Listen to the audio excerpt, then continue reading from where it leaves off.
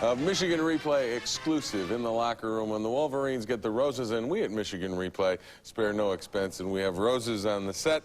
Thanks to Michigan's 20-0 win over Illinois in Champaign on Saturday, clinches your opportunity to go to Pasadena as the head coach in the Rose Bowl, something that Gary Muller, you've been looking for a long time. No question about it, Jim, and I guess it's kind of a selfish thing, but it's a great feeling, and it's not only for me. There's a lot of other coaches that helped me with this, and of course the players, and they've been super this year, and I guess that says it all.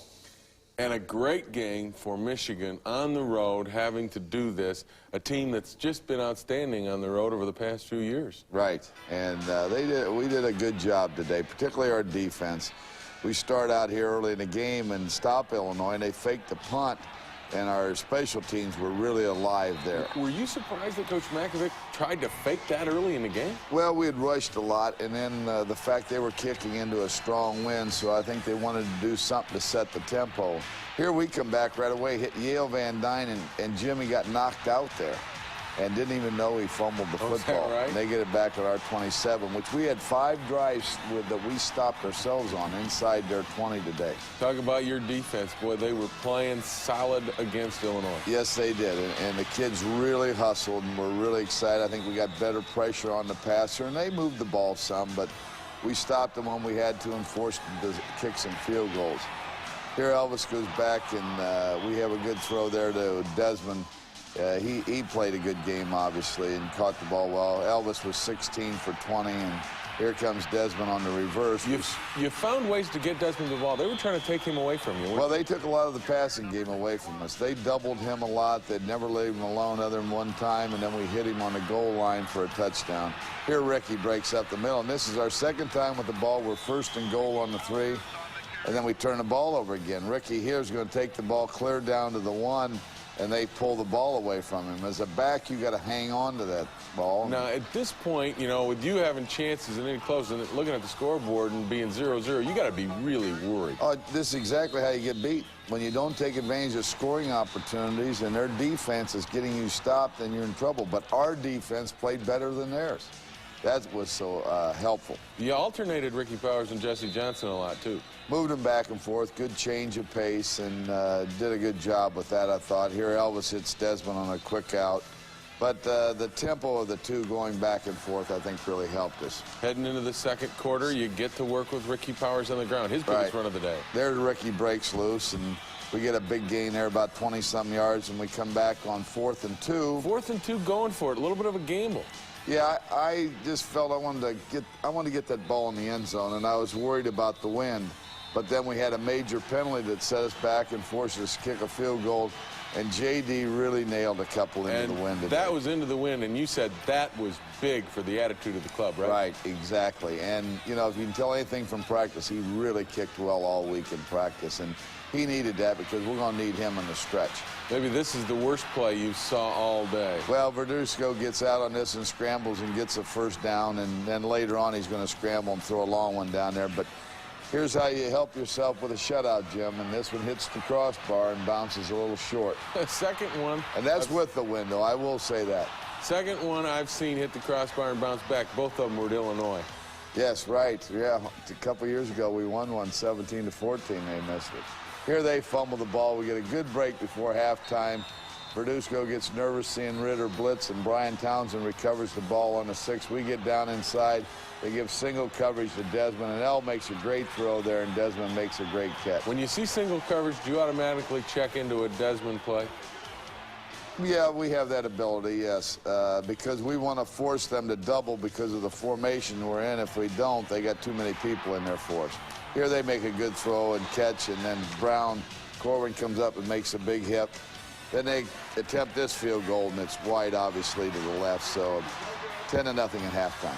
And an awfully good first half for Michigan. At that point, despite the fact that you made some mistakes, you still got the lead. What was going through your mind heading into the locker room? Well, I was very disappointed that we turned the ball over. And when, you know, as I said earlier, we have those scoring opportunities and we didn't take advantage of it. That's really frustrating. because those things can come back to haunt you. Well, they didn't come back to haunt the Wolverines in the second half, as the second half highlights are coming up next on Michigan Replay. But first, we hear from a special teams hero who was perfect on the day against Illinois.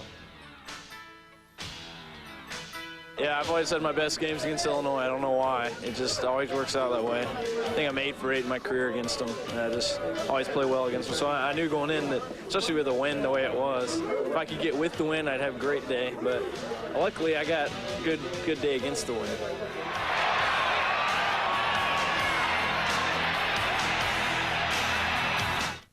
A baby changes everything. Say our defense and keep them stopped. See, our offense had some trouble in the first, so the defense had to do it. We had to go out there and keep them stopped till our offense got going.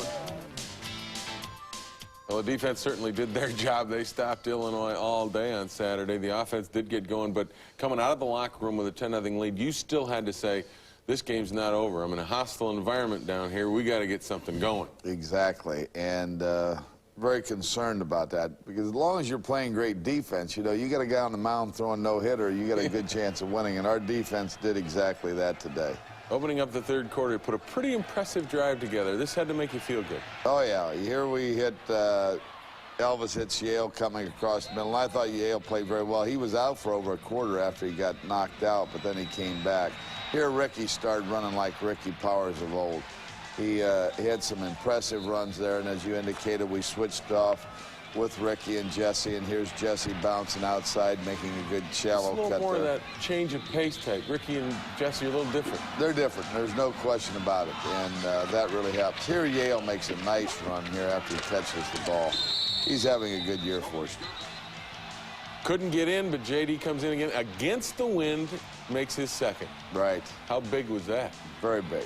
All those things add up, you know, that it just makes obviously a great deal of difference in the game. They get to a 3rd and 6 situation, and here's another one of those plays where Verduzco is able to scramble out, hit a man in the end zone, but you get a break on a call. Right, they got called for holding there, and quite honestly, Jim, the guy got tackled on the pass rush, and we had a penalty on one of our touchdowns that was called back, and kind of balances things out, but it was holding. Here, Desmond does a great job of 2 guys catching the ball, so it goes to the offense, a simultaneous catch. So he fought for that ball, and that was a big catch.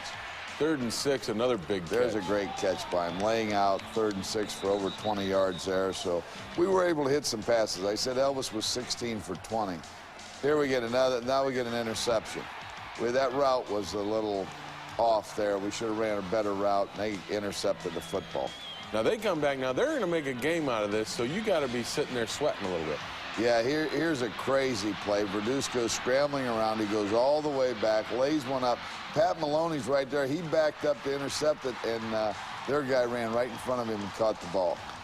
But you keep coming. You know, the defense is coming on. They just keep coming, and they hit a big one here. But as long as they don't score, and if nothing else, give them a field goal. Defense still hadn't lost their intensity, and it pays off. Right. Right here we have a couple guys right around the football. It gets batted up in the air, and Marcus Walker comes in right there for the interception. And that was a biggie. That was real big. And, again, the defense makes a big play. It seems to turn the offense on, because this drive is one of the most impressive, maybe, of the year. Right. There goes Ricky. We're going to go 80 yards here, Jim, in 7 plays. But, you know, 5 times in that game we went down scoring position, 2 times penalties, 2 fumbles, and 1 pass interception. We can't self-destruct offensively. We didn't play good offensively because we didn't score a lot of points, but we did control the ball. There's Jesse, then we come back with Ricky here, so we're eating up a lot of clock right now. Eating up a lot of clock, and then you get the big play from Desmond once again to put it away. Yeah, here's a nice reverse. A good run here. We juggled that ball a little bit. Jesse had trouble getting it to him, and Desmond cuts back, levels off, and dives in the end zone. 20-0 is the final, and you go to the Rose Bowl. It had to be so big for you to win at Illinois, a place you were formerly the head coach. But for the kids, you said they were so excited, maybe more excited than you've seen them all year. Yeah, they were excited. They were really fired up for this one before the game, and then after the game, just going to the Rose Bowl is really exciting. You think, well, you know, but if it is for a 50-year-old man, I guess it is for the kids as well. But I'm very happy. But now, Jim, we got to put that to rest. You know, the big thing is concentration. You know, there's a fairly big game coming up no matter what the score is. Really? Yeah, There's another game left? Yes, I think we got the Buckeyes, and that's, of course, that's going to be a barn burner, and this is going to be their whole season, and we want to end our season on a key note. You set out this year to win the Big Ten championship, obviously. There was talk of some national championship, but after the victory over Illinois, you're going to the Rose Bowl. Talk to me about where this team is, in your opinion. Well, so far to date, I don't like to do this until the end of the season, and I can say how good this team is. They've come together very well, and we got a great senior class, and the leadership shows, and that's what it's all about. And as I told the kids, you know, we gotta put this celebration behind us, and we got to look forward to one more game, and then we can talk about what we want to do and all those things. And hopefully they'll do that. You know, I don't want anybody coming up to me and saying, well, your team isn't going to be ready to play because they won the championship early and all that. I'm not buying that, and I'm not going to allow the players to buy that. Well, that's the way, and we'll, of course, talk about the Buckeyes later. But first, we're going to find out about a new way of funding scholarships. But before we find out about that, let's go back to Champaign for a special invitation. Had a great season. You're Big Ten champions. On behalf of the Tournament of Roses, I'd like to welcome you to the Rose Bowl.